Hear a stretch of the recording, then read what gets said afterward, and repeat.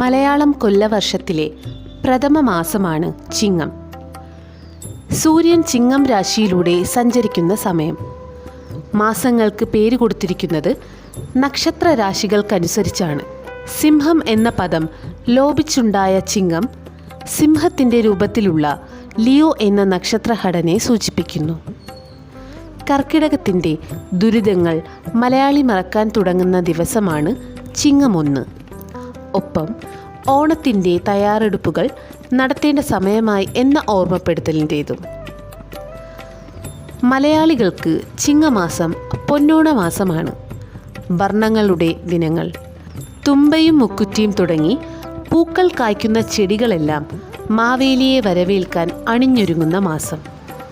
സ്വർണ്ണവർണ്ണമുള്ള നെൽക്കതിരുകൾ പച്ചപ്പാടങ്ങൾക്ക് ശോഭ പകരുന്ന കാലം. ചിങ്ങമാസം 1-ാം തീയതി കേരളത്തിൻ്റെ കർഷക ദിനം കൂടിയാണ്.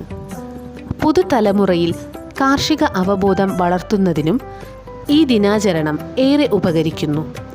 കാർഷിക സംസ്കാരത്തിൻ്റെയും ഓണക്കാലത്തിൻ്റെയും ഗൃഹാതുര സ്മരണകളാണ് ഓരോ മലയാളികളുടെയും മനസ്സിൽ ചിങ്ങമാസം ഉണർത്തുന്നത്.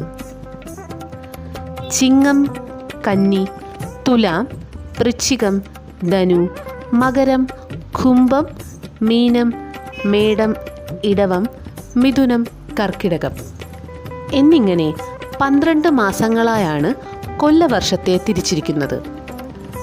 സൗരരാശികളുടെ പേരുകളാണിവ. ഓരോ മാസത്തിലും സൂര്യൻ അതത് രാശിയിൽ പ്രവേശിച്ച് സഞ്ചരിക്കുന്നു എന്നതിൻ്റെ അടിസ്ഥാനത്തിലാണ് ഇത്.